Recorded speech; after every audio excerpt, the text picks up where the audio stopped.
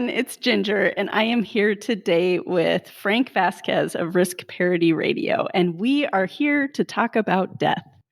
Or more specifically, we're going to talk about regret today. And I think regret is interesting for this community and for all humans for a couple reasons, right? One is it's a way for us to understand our lives, right? It helps us to say, here's why I feel this way. I did something and I should have done something else. And understanding that story helps me to reconcile my feelings that I have now. But of course, we can also understand regret kind of on the back end to say, what do I want to do now so that I can ensure I'll have more positive feelings in the future, that I won't experience that regret? And I suppose that's a little bit why we would talk about that in this community, right? Because we're all about how can we optimize our lives? How can we live good lives? And part of that is, can I avoid the big regrets? Yeah. And what this is really an example of is what Charlie Munger talks about. If you want to really understand a question, what you should do is invert the question. And often that's the easier way to get to good answers. So instead of asking, what would be a good life or what would make me happy? Let's talk about what would be a bad life or what would I regret or what would make me unhappy? And oftentimes that is a much easier way to focus on, if we just get rid of some of these things or get rid of some of these regrets, then it will elevate us to a higher level just by getting rid of the regrets, even if we don't have a clue as to what else is going to make us happy. Yeah, that makes sense. So for instance, if my question is, how can I retire as early as possible in the happiest way possible, right? To invert it would be, how could I ensure that I can never retire and that I'm miserable throughout the entire process? Yes. Yeah. So if I don't save any money, and if I really make everybody around me really angry by saying mean things to them, it sounds comical, but it actually does work extremely well to get to the meat of something. I like that exercise because I can see how even in that example that I gave, my question was easier. The reverse is easier to answer. Yes. All right. So what we're actually doing is we're talking about the book, which is called The Top 5 Regrets of the Dying by Bronnie Ware. And okay, you guys, here's how I want to start. So Brad made the announcement, or we talked about it on the podcast a while ago, and then maybe you forgot about it, or maybe you didn't get that episode, right? But we got hardly any feedback. And Frank and I have different theories for why that is. But Frank's is more interesting. So Frank, why don't you think people read this book or got back to us with feedback on the book? I tend to think that people who are interested in things like personal finance, FIRE, and things that involve planning are by their nature future-oriented. And they really do not want to think about death or plan for the end of life, other than wondering how much their long-term care insurance is going to cost. People who are better or are constantly future-focused tend to try to avoid thinking about death, reading things about death, reflecting upon that, because in a sense, by continuing to plan for the future, it's almost saying like, well, if I could just keep planning for the future, maybe I'll live forever. Or maybe my money will live forever. Some version of me will live forever. And that's what I'm really planning for. But unfortunately, life doesn't work that way. It's finite. And at some point, your future is now. But it's now. I think it's happening. Yes. But I think that a book like this challenges the notion that just being a good saver or a good investor will just lead to happiness. Because if you read personal finance books, they're all about building wealth and the procedures and the things. But there's an embedded assumption in there that if you do this and become wealthy, everything else will work out. You'll be happy and content and everything will be wonderful and your relationships will be wonderful. And that's the end. But as we know, that's not really the end. And that that many people who achieve, great wealth and success in that part of their life still feel like failures at the end for various reasons. Yeah. So I think that this is a challenge that many people don't want to address. But for some people, I mean, if you're young enough, it's sort of like, well, yeah, the chances are you won't need to address this in a very long time. Although, most of us have probably had some experience with somebody who's died young. And depending on how meaningful that experience was, also influences how you may view how important this topic is. Mm-hmm. We were talking a little bit before about this concept of some people being future-oriented, some people being present-oriented, some people being past-oriented. And Frank had said, oh, well, fire people are future-oriented people. And of course, right? Because we are thinking so much about like, how can I take care of that future self? And I'm making a lot of decisions that are all about what's going to happen in the future. But part of me is like, thinking everybody is future oriented. The human is future oriented, right? Because if I were to say to you, Frank, you're going to have the greatest week of your life, and it can be next week or it can be last week, right? Which one are you going to choose? This week?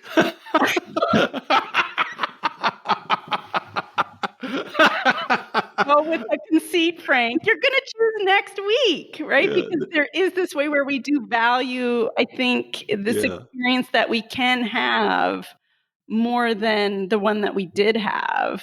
I don't know.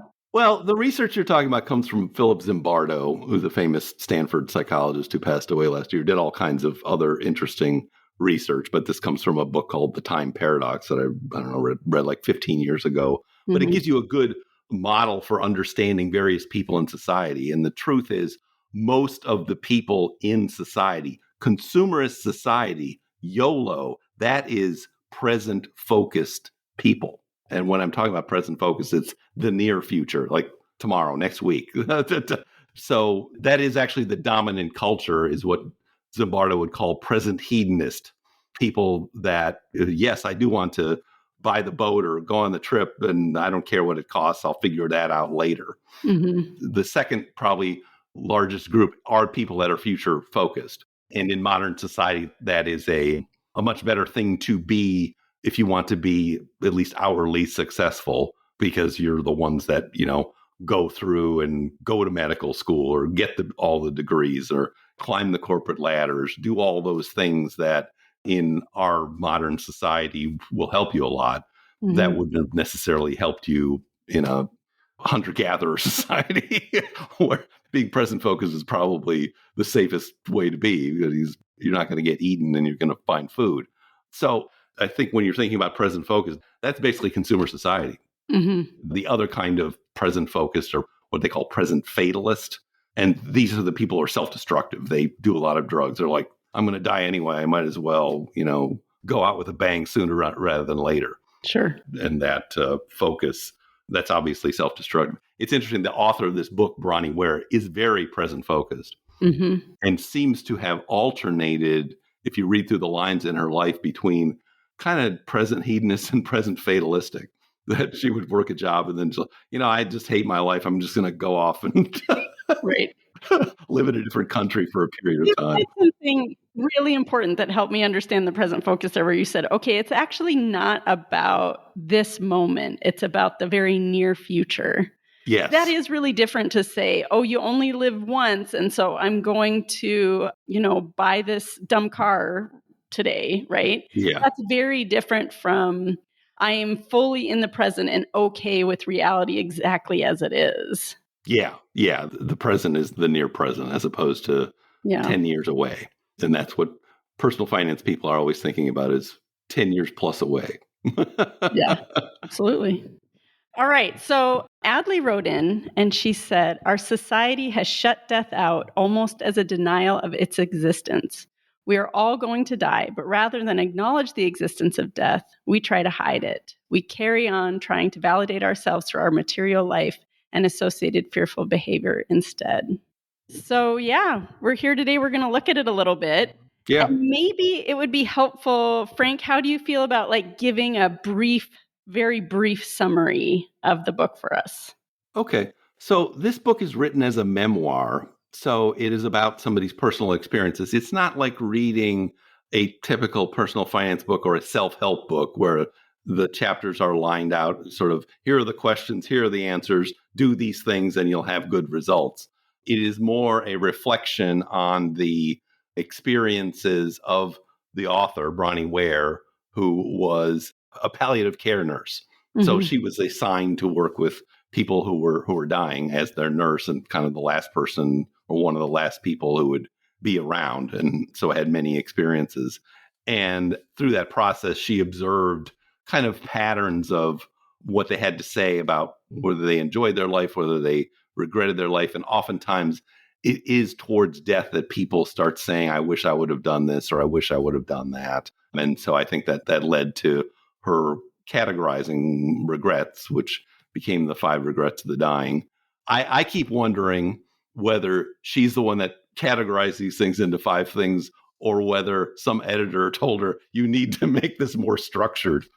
Because if you are not used to reading memoirs or books like this can be frustrating for people who are looking for the self-help books, right, or some kind of double-blind study of 10,000 people or die, or a Framingham longevity study. This is not that. This is one person's personal experiences and then a reflection on that. But because people are very similar, particularly towards death. Yeah. We're so similar when we're born, and then we get more similar again when we get close to death, since these are common experiences. I think that she did hit on some themes. And in my experience, this book is written over 10 years ago. I think it came out in 2013. There is a reason why it continues to have currency and has been picked up by other people who have looked at other aspects of this in more of that analytical framework, like somebody like Daniel Crosby has done in like The Soul of Wealth recently. But the same themes are there. And I think this is very useful for giving you examples. Do you want me to read the 5 regrets of the dying so people know what they are? Give us the 5 regrets. Or do you want me to keep it a secret? You'll know once you reach a certain age. There'll be a quiz at the end. Okay, so the first regret of the dying is, I wish I had the courage to live a life true to myself, not the life others expected of me. And this pertains largely to people following expectations from their families, in particular, from people who have a history of lawyers or doctors in the family, and they're expected to do certain things at certain times or take on certain professions or things like that, it's a very common story. Maybe we should pause there and kind of talk about them a little bit as we go. Okay. So the first one is about expectations, living the life that you want to live. And I think there is so much for us to take from that. Like, partly there's those stories we've all heard about, I really wish that I had been a baker, but instead I became a dentist, right? Yeah. I mean, I'll read you give you the outline of one of the patients here. There was a patient named John she's talking about. He spent his life working in a job as a lawyer because of his father's expectations, but his true passion was art. And he expressed a deep regret for not pursuing creative dreams and doing those sorts of things. And he wished he had found the courage to defy expectations and follow his heart. Yeah. It does require courage. And I think it is something we talk about a lot in this community. Like, I'm even thinking of, I just finished Jillian Johnsrud book, Retire Often. Yes. And to me, one of the greatest things about reading that book, like, it's such a helpful book in terms of, here's how you can take a sabbatical, right? Like, here's how you can talk to your family. Here's how you can talk to your employer. Here's what you can do about health insurance. All of that is great.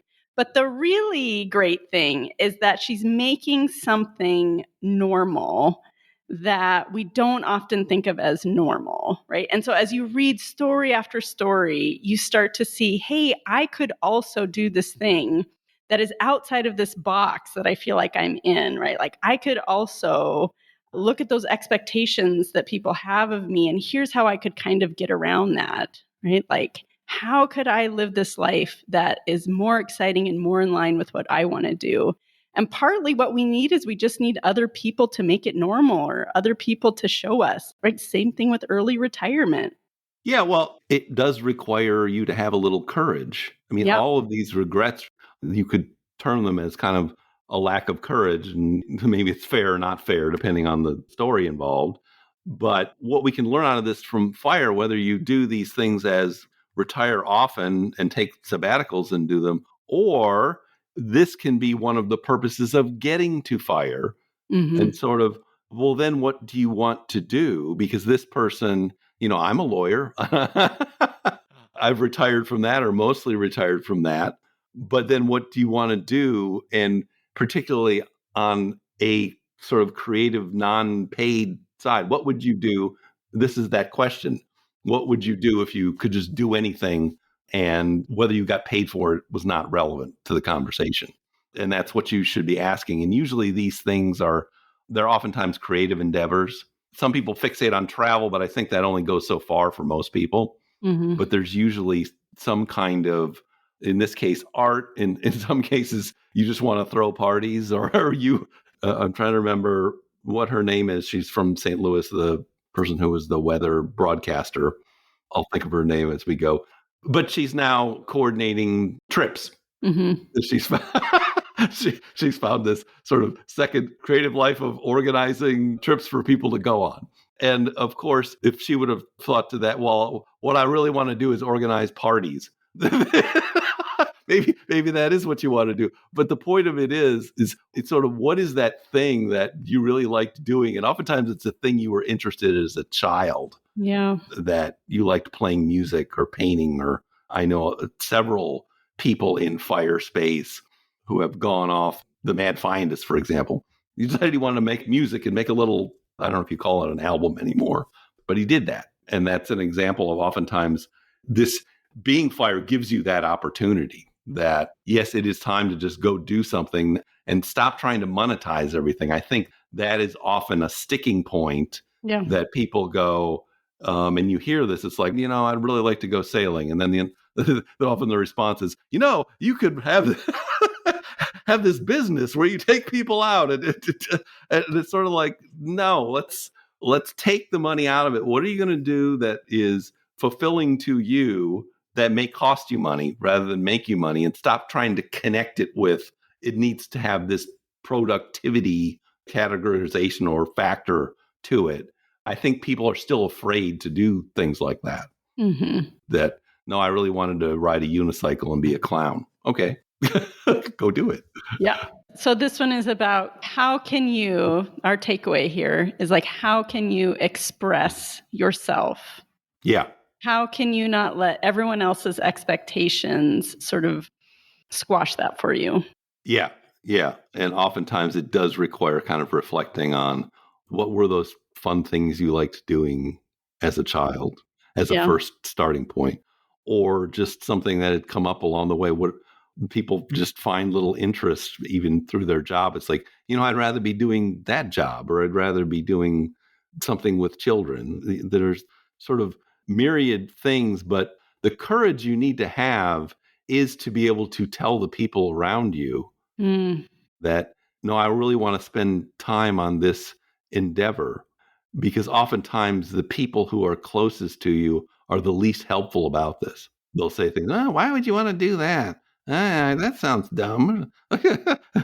You'll shoot your eye out, I love that you bring up the courage piece there, because something I see in my practice a lot, I'm a counselor, is that people will be really scared to share this kind of thing with their spouse or their friend, but then they do, and their spouse is like, great, I don't care, right? And so we are the ones putting these huge expectations, or we assume that other people have these expectations of us. And if we can have the courage to actually voice them, that you might find, in fact, that people are easily on board. Yeah. I think the other stumbling block that people often have is like, well, if I say I'm going to do this, then I need to do it for, I don't know, a period of years at a very high level. Otherwise, it's not worth doing. Yes. And, maybe you'd like to run or experience running. And the next thing you're thinking of, well, then I got to run marathons and maybe ultra marathons. And it's like, no, you don't. I like to ride a bicycle, but I don't go very fast and I can't keep up with people. But the joy has to be in the doing. And also, in the doing, not necessarily at a highly proficient level where it turns into another game that, no, I need to be the best at this in my age group or something like that. Yeah. I love that we can say, okay, so again, you guys, it's important to express yourself, and we're not bringing your optimization game into this, right? Yes. This is not to win the prize or to make the money or to get the most clicks, because you end up back in, what are called the four idols, which are power, fame, money, and pleasure seeking. That goes back to Aristotle, but but once you shove your activities into trying to get at those things, you're on the wrong path. Well, I feel like what we're talking about like, oh, we don't have to monetize everything. This leads into one of the other regrets, which was I worked too much. Yeah. Let's kind of jump to that one. Yeah. The second one is I wish I hadn't worked so hard. Mm-hmm. This tends to be the regret of people that, had involved careers. Yeah. The example in the book was a woman named Grace. She was an elderly woman. She spent much of her life prioritizing her family's needs, but her regret centered on her husband's absence due to his relentless work. This is that song, The Cat's in the Cradle. Her husband, a breadwinner, worked long hours, missing out on family moments. And Grace shared how his absence strained their relationship, and he later died regretting the time spent working. This is a very common story in the great scheme of things in our society, because we're taught to love careers. It's interesting that is more characteristic of baby boomers than people who are younger. Yeah. One thing that I've heard about lawyers is that they work all the time. They do. We do. That's what we did. I worked like 80 hours a week for decades. My God. Do you have any regrets about it? Yeah, some of the time I missed, but I can tell you, it's why I don't have a travel bug anymore. I was traveling all over the world doing that kind of work. I was lucky. I had very interesting work that involved a lot of travel, meeting a lot of interesting people, and doing a lot of interesting things in international arbitration in particular. Yeah. So there were a lot of nice aspects to my job that I liked, but you do feel like the rest of your life goes on hold. Mm-hmm. And I think that's the common thing for careerists like that. I mean, it leads to high rates of divorce with lawyers and doctors in particular, and other people who are, essentially more married to their career. I think people are more recognize that this is a problem now than they did in the past. Hence, there are things like books about retiring often. Yes. Like taking breaks. Because this was an expectation that was particularly put on men to go out there and have that career. And it was very, gender role from the 1950s or before that. There was almost different spheres of, well, this is where the men go and do this, and this is where the women go and do this. That is all broken down, fortunately, but it still does affect a lot of people. And I knew a lot of people in my profession, at my firm, who just kept coming to the office until they died. Because it was sort of like that was the whole life, and there wasn't going to be any afterlife, and they got into the habit of that. And typically you do end up with these kind of regrets, because this really affects relationships. Yeah. Your primary relationship, but also with your children. This is why so many people, careerists, are essentially estranged from their children. And it causes a lot of resentment there, because basically what you're really choosing is that idol of power when you are a careerist, because that's what's attractive about the career. You have power, you've got minions, you have a task, an important task that needs to be done, and you're all, working out on this team. But since the relationship is just around the career project or whatever, that's not a real friendship kind of relationship. Your real friendships and relationships are back with people that you are not working with, and you need to choose or be able to say, no, I'm going home, or for me, the way I dealt with it in the last 10 years of my career was I made sure that when we got the schedules for all what the kids were doing and all their sports or activities and things, I put that on my work calendar So it was already blocked out. Yeah. So when it was time to schedule whatever else, I could legitimately say, no, I can't do it then. Let's do it the next week or something like that. There are ways of doing this, but again, it does take some kind of conscious effort, because what I saw mostly was people were so driven by the career and what everything going on in there. They just prioritized that schedule, and then there wasn't any room left for anything else. Yeah. I like that you gave something kind of specific there, because the problem that I have with this discussion of like, oh, you want to be really careful to balance. Sure, we know we're supposed to balance work and family. And that might be useful for someone like me who is self-employed and I get to decide how many people I'm going to see a week, right? Yeah. But most people, or at least the people that I know who I'm hanging out with, they don't get to decide that. They're like, this is my shift. It's from 7 to 7:30, right? And if I don't come for this many hours a week, I'm not going to have this job anymore. And so it also seems like really tricky to be It saying, is. hey, we have to really be prioritizing relationships and we can't have it all be about work. And it's like, well, how do I do that if I also have to have a job that Yeah. is really structured? Yeah, and to a certain extent, yeah, you are at the whim of your employer. But I mean, this is really addressing people who are in the same job or career for a long time. But what you need the courage here for is to decide. At some point, I had to decide, I could keep trying to climb the ladder, becoming more important in my profession, start writing papers, going to conferences, doing all this other extra stuff to make my career even bigger and bigger and bigger. Mm-hmm. But I consciously decided, no, I'm not going to do that. I'm going to do the work that needs to be done to be proficient and professional. But a lot of this other extraneous stuff designed to become even bigger and more, Yeah. I'm not going to do that anymore. Oh, I love that. I love that because it's one of the things you hear about, like in the FIRE movement of like, okay, well, you can only save so much. You can only like be so frugal. So you really have to be thinking about like, how can you make more income?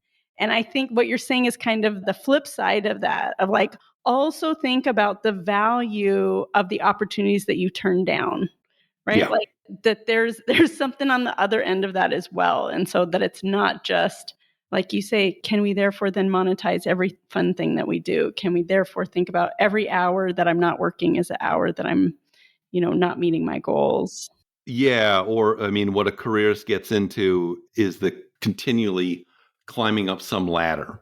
That if I'm going to be in this career, I want to be the best. I want to have the top sales or the top receipts or Yeah. some superlative, Yeah. the award. I knew a number of people in my profession that were involved in all these things, and they became presidents of bar associations and did all these sorts of things. And their offices were strewn with awards and things like that.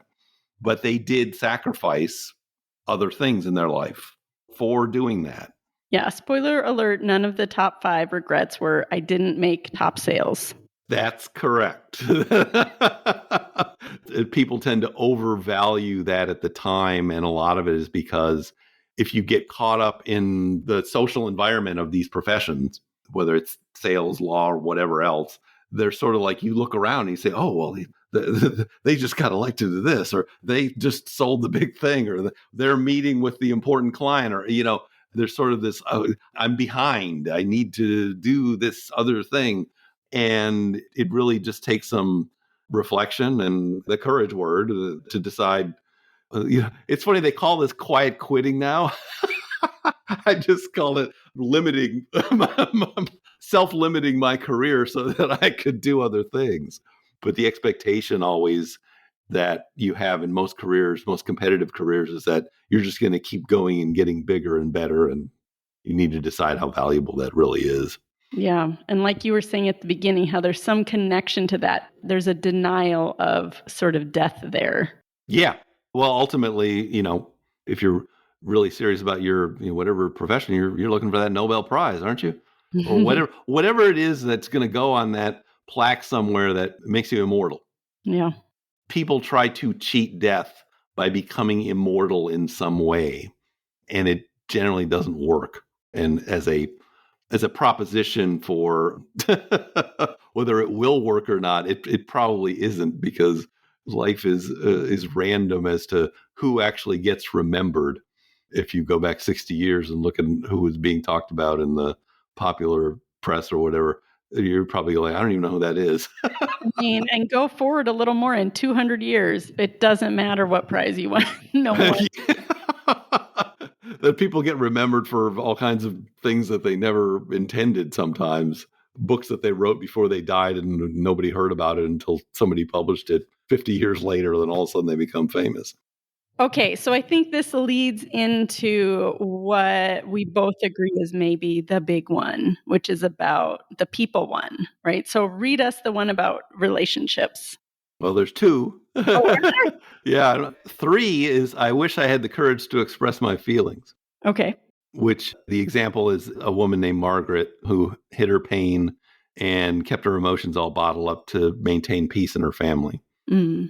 It's interesting. This one is almost the female version of this role-based expectation that particularly these people who are older would have been baby boomers or silent generation or something like that, who did live in that world of men need to have careers, women need to, take care of the family and be the backstop and make sure everybody's happy, but except for themselves. Yeah. And so it's kind of an old story, but it still goes on that some people, particularly if you are introverted and you live in an environment where you feel like you have to take care of everybody else, or maybe you were a parentified child or there's some other history going on there, that you do feel like you didn't actually live your life. You lived a life for other people that was never fulfilled in some way. Mm-hmm.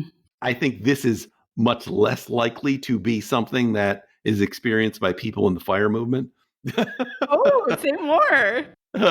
Because people who are listening to things like Choose FI have already decided that they want to do something different or more, or they're not completely sort of bottled up or restrained in that way. Yeah. That I think people who have these regrets probably would not be listening to podcasts like this one. Gotcha. Or reaching You've out in already that expressed some bold emotions. I think this is a common thing that therapists run into, particularly with female clients who are older. Okay, well, let's jump to one then that you might think is more relevant. So the one about maintaining relationships. Yes. It's entitled, I Wish I Stayed in Touch with My Friends. But I think more broadly, it is, I wish I would have pursued my relationships better or more, regardless of whether they were particular friends or family or anything of that nature. The example was this woman named Rosemary, who was an isolated widow. She had had friendships earlier on, but she had let them lapse as sort of marriage, children, and work took over. And she was regretting that she missed these people, that she spoke fondly of them, but kind of realized, well, she doesn't have anybody to talk to, or she would really have wanted to talk to those sorts of people. But I think it goes to a more broader perspective of maintaining those old friendships, but also how do you make new friends as an adult?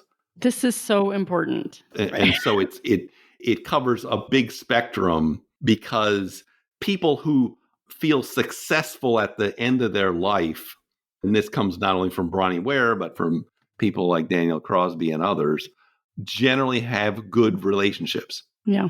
That regardless of whether they're old friends or some other friend they met along the way or some combination thereof, the people who report sort of having the best experience of life, it's always based on relationships.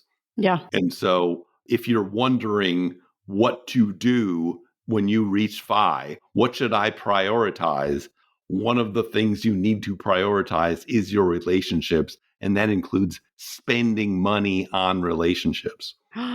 Okay, we're going to talk about going to see those old friends, looking them up, finding them. You're the one that's financially independent. They may be working. You need to get out there and renew those sorts of things, or at least invite that to happen. And that is also the way you're going to make new friends, is to join some kind of club, organization, go to Camp Fi,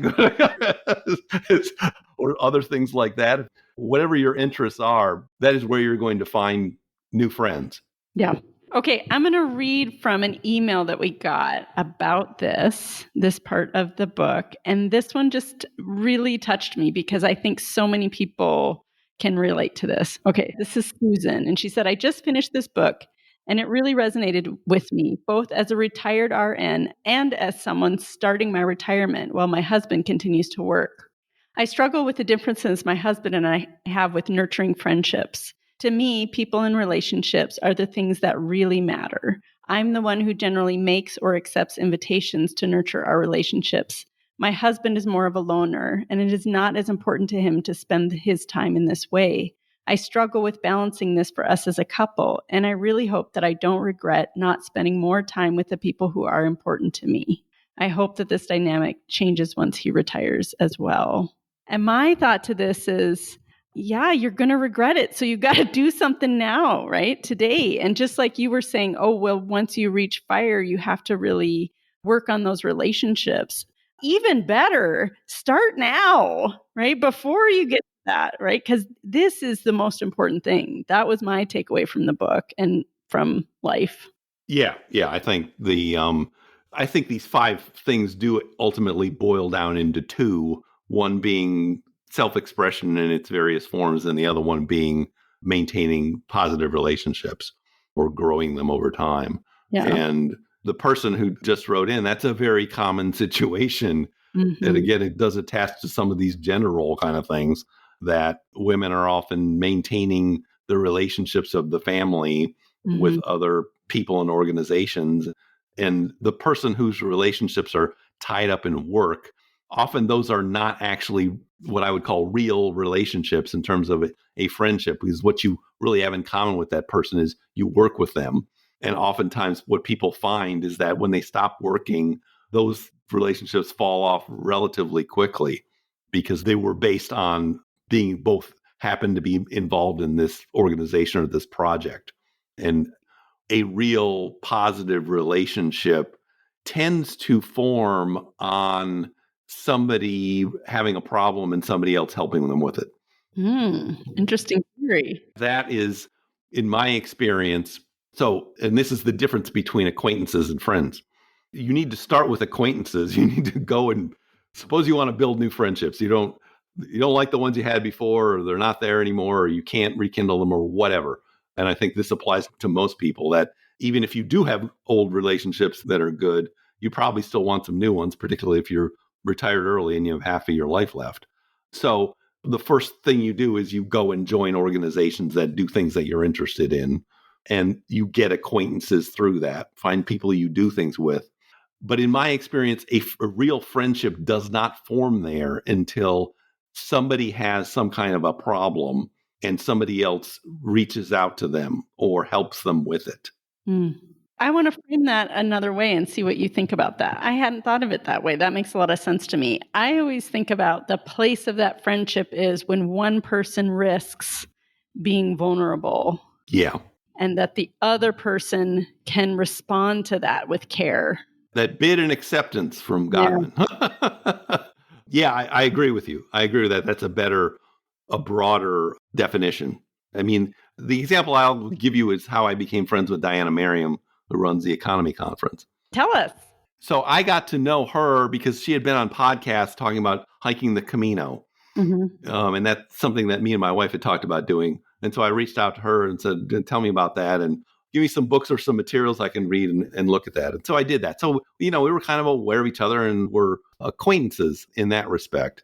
After she ran her first Economy Conference, I mean, the conference itself, she felt went well for a first go, but she lost a lot of money, $40,000, which was like a year's worth of living for her.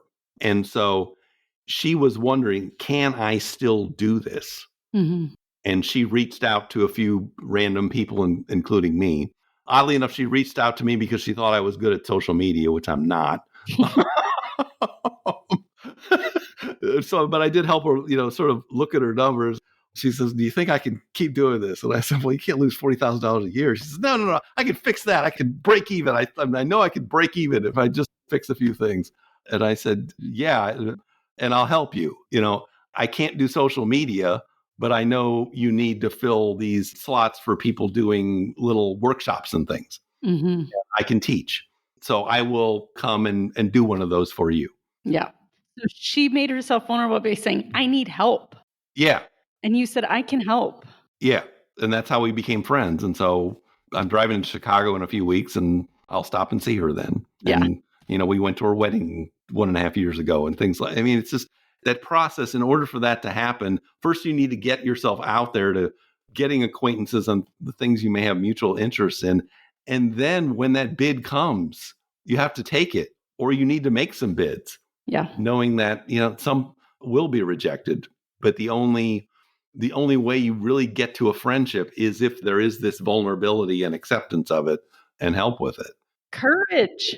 Yeah. Again, I'll tell you why I framed it the way that I did, why I think it's important to talk about it in terms of vulnerability, because I see so many people who, guess what? Everybody wants more friends. Everybody wants to have more love in their life. Yeah. And what can happen is that people think, well, if I'm just perfect, right? Like if I'm just like this super amazing person, then this other person will want to be friends with me. And then I have to be like, no one wants to be friends with a perfect person. What are you talking about, right? It's the moment where you actually reveal that you're not perfect that brings people to us, that allows us to feel like, oh, this person's like me, like I could tell this person something. Yeah. I think people often confuse fame for friendship, particularly in the era we live in when, you can put up stuff on social media and get lots of clicks and lots of, it's like the more clicks I have, the more, friendliness I have in my life. It's like, no, that is not actually how it works. There's no real relationship there at all. If somebody just sort of likes what you do or admires you from afar or anything like that, there's not a two-way street going on there. Yeah. And so just becoming famous or notorious or whatever in some activity is not, if you're joining groups, that your goal should not be to be the best performer of the activity. Mm-hmm. And in fact, you're more likely to make friends if you're a bad performer. Yes. and reach out to somebody and say, can you help me with this? I can't figure out how to get into this yoga position or whatever. Yeah. Because that exchange of the bid or the problem and the person solving it is that's how friendships are formed. Yeah.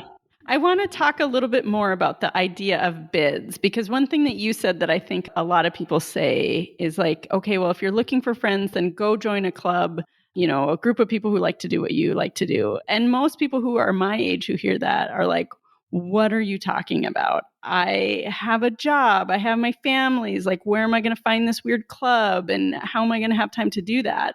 So, it's great if you can join a bunch of clubs, but it's not essential, I think, to go find a pre-made sort of network that you're going to fit into perfectly. And what you were saying about the bids, I think is so essential, where you said, well, you're going to have to increase your bids, right? Which can be so simple in terms of just like looking for one little way that you can connect with someone, right? Yeah. So I'll give you an example. Before we pressed record, Frank and I were talking really briefly about books, because I had said, oh yeah, I have that book you mentioned. I have that on my bookshelf, right? And I think maybe Frank and I like to read some of the same books. So later what I'm going to do is I'm going to make a list of some books that I think Frank will like, and I'm going to send it to him, right? Like that's a bid. That's like me noticing, hey, here's one thing that we have in common. So I can take a little bit of time to do this thing, right? To show him that we have this thing in common. Yeah. And there's so many ways that we can do that in our lives. Yeah, that's correct. When I was talking about joining clubs and things, who I was addressing that to is people who had reached fire and they're not working anymore. They have the time to do things like that. Yeah. I agree with you. I had no time whatsoever to do that when I was working and our family was growing and our kids were still in school and doing all their things. I only had time for work and the family and maintaining some old friendships. That was about it. Yeah. But that changes over time. And when you're talking about somebody who's retired and that space between retired and then dead, that is where you need to get out there. For me, one of the things I join, I'm a board member for a charity, and I've met a lot of interesting new friends that way. Yeah. But it's sort of like you don't know where you're going to find them or who you're going to connect with. Yeah. And what I was probably just anticipating the usual question or the usual things like, yeah, well, I'm just kind of content with my life and it's fine. I mean, it's like, well, would you like to make some new friends? No, not really. Just this sort of, I don't want to try very hard because I might get rejected or something negative might happen. But the problem with that thought process is no, but you're more likely to regret later on that you didn't make an effort to develop new relationships or deepen older relationships or do something in that had to do with, I'm just doing this for relationship purposes. Frank, I've got a great title for your book, which is The Space Between Retirement and Death. Okay, before we back away from the relationship regret, I want to go back to something you said about like, hey, you might have to spend some money on this. Because I think that, let's talk about that. Like, what are things that are good to spend money on? Your relationships. And I think it's not super intuitive that might be a useful connection. So maybe, can you talk about that a little bit more? Yeah, I think, and I've tried to prioritize this more now in my life, that is one of the questions I'm always asking myself in whether to choose to do an activity or not is this going to further a relationship or is there a relationship component to this activity? So recently, we took a trip to South Africa. Mm-hmm. And we took it with some new friends of ours. Mm-hmm. This was with Bill Yount and his wife, Karen. So I had met Bill at like FinCon in 2019, and his wife was there, and I had talked to her. And so we kind of bounced around and had this, we saw each other in various places. But over the past, say, year and a half, we become closer friends and friends as couples now. But part of that was over the summertime, they wanted to take a little trip and they decided to drive up to Tennessee and see us in the DC area and stay with us and did things. But there had to be a bid and acceptance there. And then we had also planned this trip to South Africa that, again, we were talking about doing the Camino and they were wondering if they wanted to do that. And they found this trip to South Africa that they wanted to do. And then they asked us if we wanted to go on it. And we said yes. And it costs a lot of money. And it was great. But the point of it is for me, I will not travel anymore unless there is a relationship component to what I'm doing. And it might just be with my wife because I traveled so much. So I only go to one FI conference, Economy, and Mary comes with me. And I won't go to any other ones because I spent so much time away from her that I want her to be part of my life and whatever we're doing with that. Yeah. But that's different for each person as to how that plays out. But the point of what I'm saying is you want to make relationships a component of what you are doing or planning on doing, whether it's joining this club or going on this trip or, taking on this job or giving to a particular charity or whatever it is. See if you can, and never use the excuse when you're FI that it costs too much. You shouldn't be having that problem anymore for most things and most people. And I think that gets oftentimes used as an excuse, or the first priority is minimizing costs of something. Yeah. And if somebody else plans a trip or something and you think it's costing too much and you'd rather stay in a cheaper hotel, you'd rather do this. It's like, no, pay the money, stay in the hotel, do the thing. One of my friends, my old friends, is a big Cubs fan. And he likes to go to a different city every year and watch the Cubs play whoever is there. And so last year it was the New York Yankees.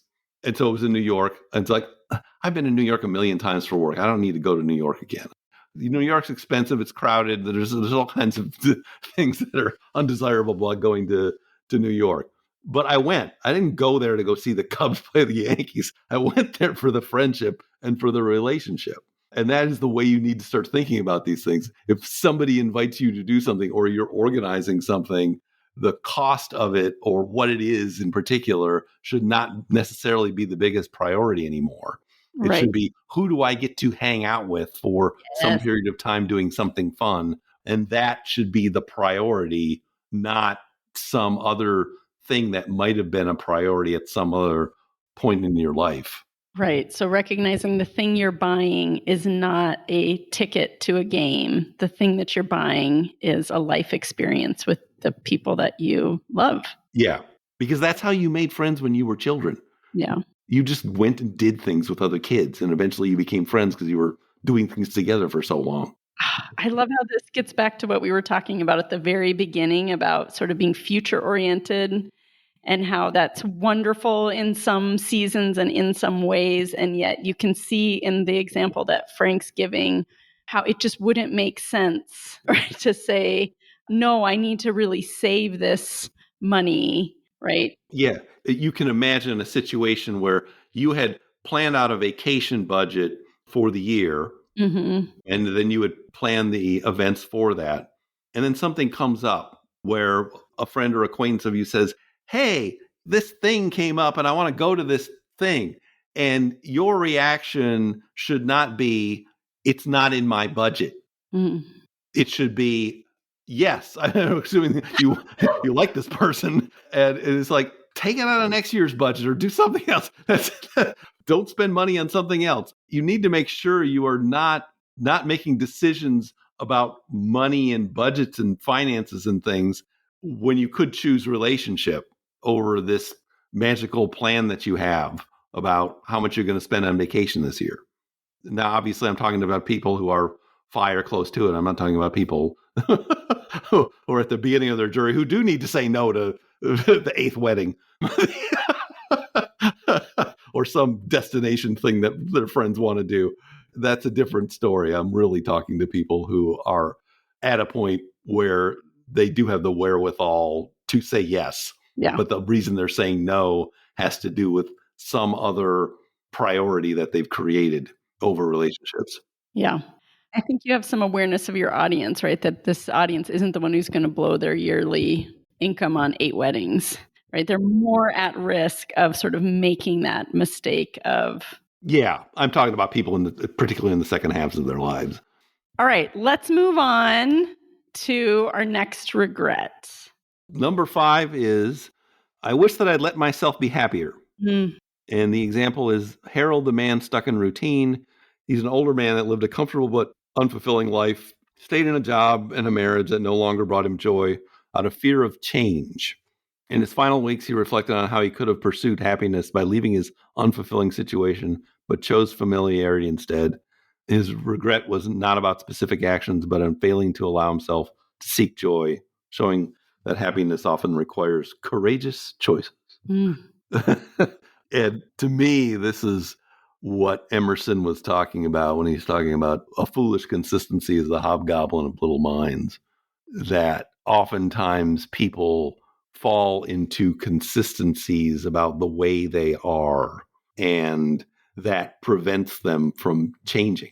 Yeah. That I'm sure this person was like, well, good enough. It's a good enough marriage. It's a good enough job. It's good enough. I'm, quote, content, unquote. Mm-hmm. I read that there was a post on the Choose That Vibe board where somebody was saying, we have this money. We've saved a bunch of money in our accounts. Mm-hmm. We're also going to get a pension of $135,000 a year, but we only spend $75,000 a year, and we're content with that. And the sort of conversation, well, what do you want to do? And they're like, well, we'd like to spend more money on our kids and help them and work with our church and do these other things. And my reaction is like, well, why aren't you doing that right now? To me, the minimum you should be spending is the $135,000 minus taxes. Mm-hmm. Because if you're content with 75, what happiness or relationships or other things can you buy, essentially buy with the excess that you can spend anyway? Yeah. And you're not going to have any financial problems. But it's kind of this weird idea that because I'm content with this amount or this situation, that's enough. I was also reading Morgan Housel's new book, The Art of Spending, and he talks about some of the most dangerous words in his chapter about identity are, I am a saver, because putting that as, and he was saying that if you're a saver your whole life, when do you spend the money? You're just saving and saving to max wealth at death. Right. And that doesn't mean die with zero. It just means be more thoughtful about it. But he was saying that attaching identity to those sorts of things is not where your identity should be, because it's just as bad as saying I am an attorney and that's my identity. I think where you really want your identity to be is that it has something to do with either relationships or creativity or both. And I imagine you're saying that because if your whole identity is being an attorney, well, one reason you might be saying that, right? There's a time when you're not going to be an attorney. If your whole identity is being a saver, what do you do when it no longer makes sense to save, right? Like we are sort of ripe for crisis. Yeah, that eventually tends to cause it not only does not develop relationships, it detracts from relationships. Mm-hmm. This fixation on always being efficient and saving money, people notice that and they don't want to be around you. And those people may be your kids. There is a lot of work done by, his last name is Grubman, and he counsels very wealthy families. Mm-hmm. And they all have these ideas. It's like, well, I need to toughen my kids up by showing them, by not giving them too much early on and making them work for it and all that sort of stuff. And some of these kids get to be age 40. They don't realize how wealthy their family was. Uh-huh. They find out. They're not happy about it. It's huge resentment time. Yeah. Because you were basically just setting up a dishonest situation. Actually, Morgan Housel has a story about this in his book. One of the funniest things was he was talking about there was this family and they had a grandpa who would tell the grandchildren, it's like, I'll buy you a lift ticket if you walk up the mountain at least once. And he thought that he was like teaching them a lesson and they would think, oh, grandpa's so tough and cool and macho and whatever. And Morgan writes, what they were really learning is that grandpa was an asshole. And that is likely what people are going to start thinking about you if your identity is a saver to the point of irrationality and there's no real reason for it other than you thinking it elevates you in some way. And so choosing your identities can be very important. Mm-hmm. It's funny, I actually talked about this a little bit in the last Choose FI episode I was on, number 508. It all comes back around. It does. But that has to do with the idea of narrative psychology and picking your story or the stories you want to have. Yeah. And you want your identity, I think, to be connected with some kind of relationship, at least some of your identity. That, I'm a good friend, I'm a good father, I'm, the organizer of our family. And you have a natural profession that you're counselor. Me being on the board of a charity is another identity that helps me feel elevated. Yeah. But that has to do with the relationships with other people. But I think these kind of inchoate saver, trader, butcher, baker, candlestick maker are probably not really good identities to adopt or keep. Yeah. Or cling to. Yeah. You want to think of what identity do I want in terms of relationships. Another good way of thinking about this, about spending money in relationships, is making a down payment on your eulogy. That people say, you should write your eulogy. That's maybe a good exercise. But I also think it's just like, what generous or kind or nice thing can you do with money today that is a down payment on your eulogy, so that when somebody gets up to give your eulogy, they will say, yeah, they really knocked it out of the park with this. Oh, all right. I want to read another email from a listener that's about this. So this is from Adley, and she said, if I had to guess, the regret I'm most at risk of having is I wish I had let myself be happier. I come from generations of women who didn't have the space or freedom to be guided by what their hearts truly wanted. At 36, I recently found myself telling my daughter's swim instructor, who was heading off to start her freshman year of college, do what makes your heart sing. It will never lead you wrong.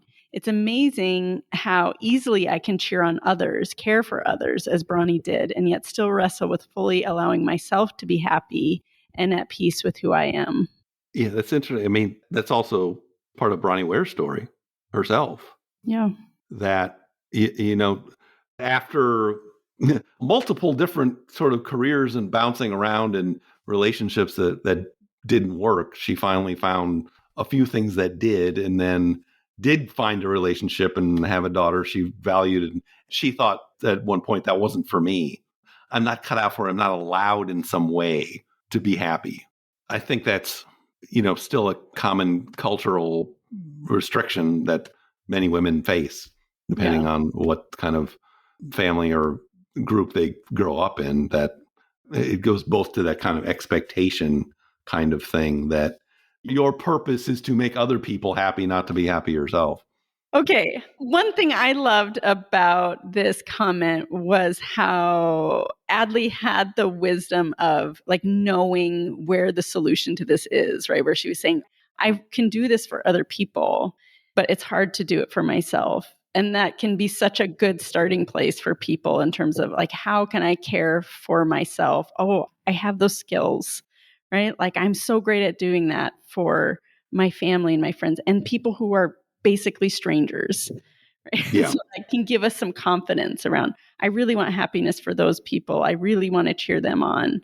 And so we can kind of start to work to do that for ourselves. Yeah. I mean, I think some people think, well, if I assert myself in a, I want to do this or this would make me happy, that other people are going to think bad of me in some way, that, I'm selfish or many other negative emotions associated with not taking care of the other person in favor of taking care of myself. Mm-hmm. And, I think that's still a relatively common problem. Societally, it's still probably more with women than it is with men, but society. Yeah. Okay. Well, I want to read one more listener email because this is kind of along the same lines, and it also kind of gives us a way in to that solution. So this is from Charlotte, and she said about the book, she said, I haven't read it yet, but my mom died from cancer when I was 20, and I have always carried with me the treasured gift that this gave me, that I know I was deeply and unconditionally loved, and it's people that matter. Tell your children and the people who matter that you love them all the time. It is also important to appreciate the ordinary so that it becomes extraordinary. The autumn leaves on the trees, the hot cup of tea, the walk to the park with my toddlers, chocolatey faces and marshmallows after cold swims, torrential rain, Sunday roasts. Being grateful for every day, to stop looking externally and to start looking internally, to feel like I have and I am enough. And this is part of that thing about allowing yourself to be happy, allowing yourself to choose happiness. And I love how she has chose those small things.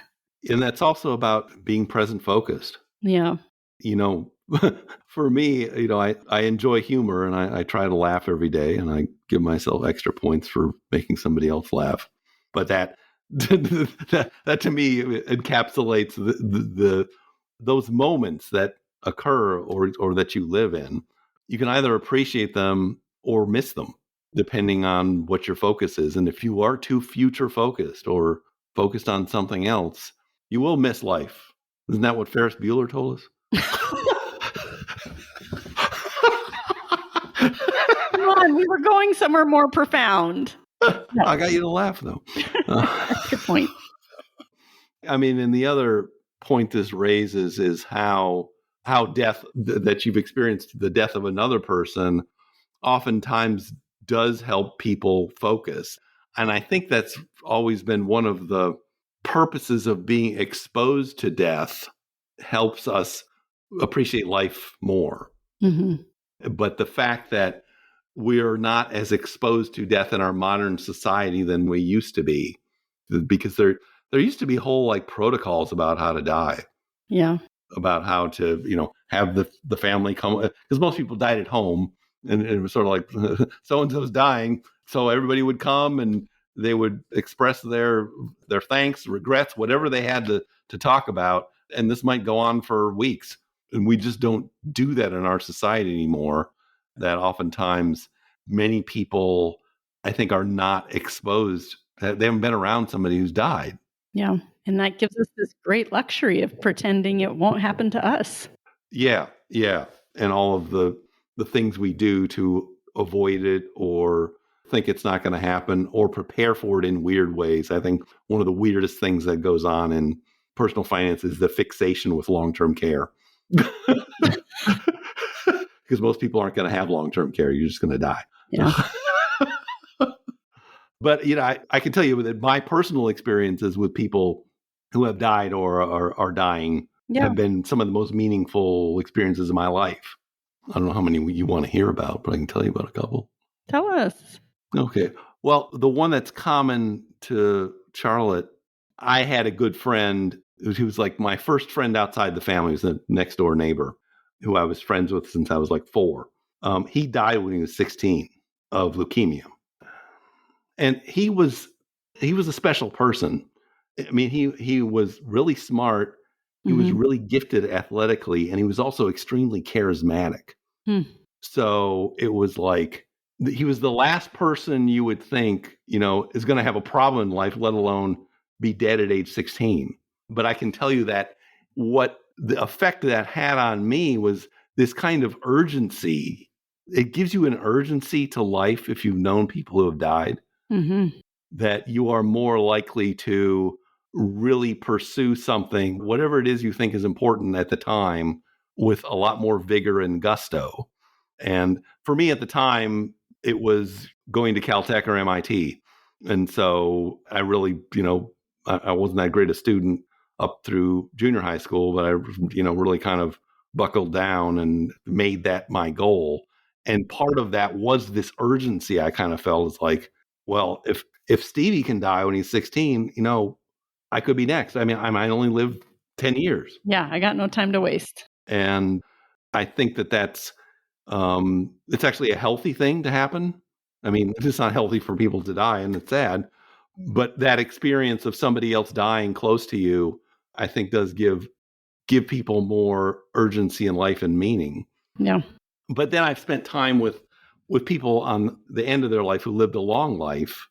And, I had and this has turned into one of my most important friendships in adulthood. So my friend was a woman named Mamie McCoy, and I was friends with her for about the last 10 years of her life. She died at age 90. I became friends with her through a pro bono case. Her house got seized by the federal government, and there was a shooting in it, and there was all kinds of crazy stuff that happened. But, we were able to not fix that, but get her to a better place and get her into senior housing. But I wouldn't say we became friends until the end of that segment, because it was at the end of that segment, there was some money that we had gotten. And I said, well, what do you want me to do with the money that we got from the government for this? And she says, I want you to take care of it. And that was the bid. Yeah. And I took her up on that. And so she was poor. I mean, this was only about $20,000. She lived entirely on Social Security and Medicaid. She was in, senior housing for poor people in Washington, D.C. And if you're familiar with Washington, D.C., I'm talking about across the Anacostia River in Ward 8. But I would go and see her every month to talk about, what she wanted to do in the rest of her life. Now, Mamie was born in 1915 in rural South Carolina, and had come up to D.C. with the African-American migrations that occurred in the 20s and 30s, seeking work in the cities. And so for most of her life, have you ever seen the movie The Help? I have read the book. Okay, she was the help. Oh, sure. And so all through like the 40s, 50s, and 60s, that was kind of her job. And it left her with this kind of interesting legacy. I'll tell you what I'm telling you. She was a connoisseur of baked goods, and she found out that my wife knew how to bake. So every month she would ask me for various things. Can your wife make me a sweet potato pie? How can you say no? Oh my God. A red velvet cake. Sometimes she'd want me to bring her a honey ham. Or she'd ask me for something like, can you get me some house coats? And I'd be like, Mary, where do we get house coats? She want ones with the pockets in them. For her, she felt wealthy, not by having money, but by the fact she could ask people to go and get her things and bring her things. Mm-hmm. That was what made her feel wealthy. She also used those baked goods that we gave her to develop relationships. Mm. She would, take them down to the little meeting rooms with all the other old folks in the home there, and she's like, "My lawyer's wife brought me." How to use her resources. She would tell me all about these things. But then there was another thing that I helped her with that really, because she was really a present-focused person. Mm. She lived this crazy life. She had survived 3 husbands. She had a glass eye. There was one story after another. Because she was always a present-focused person, she never knew what was going to happen next.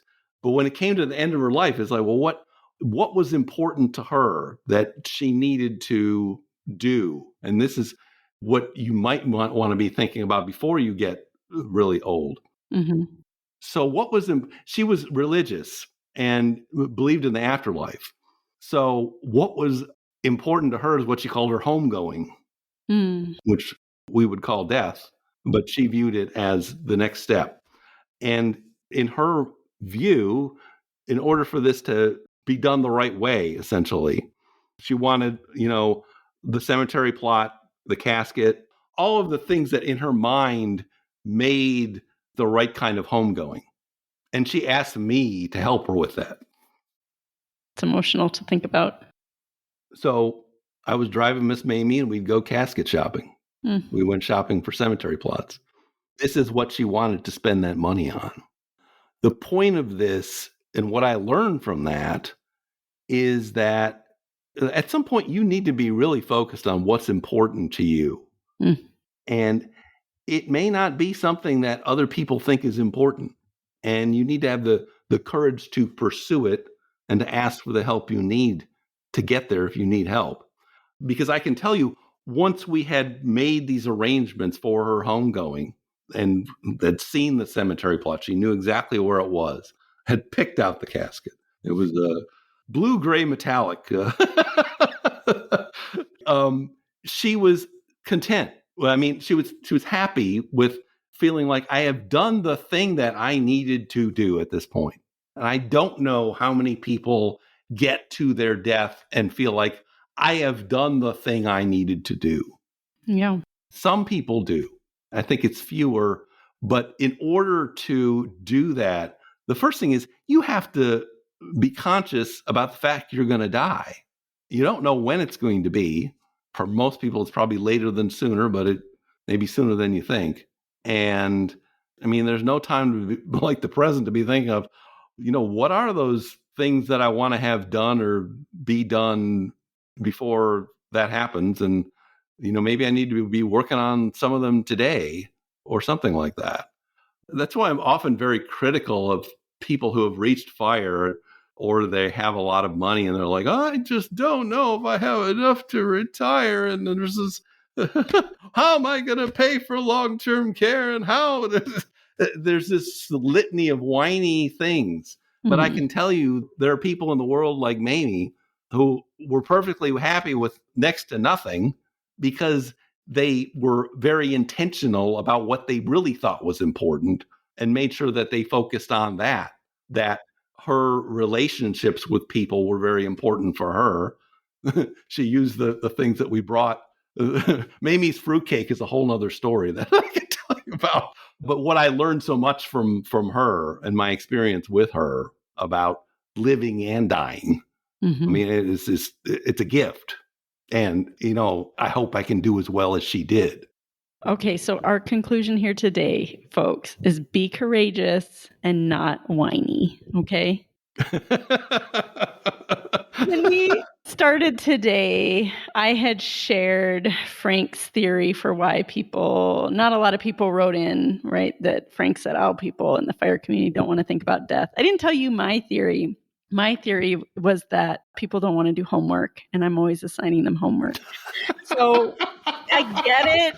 Maybe you don't want to read books, but if you have made it this far into this episode, then maybe this topic is of interest to you.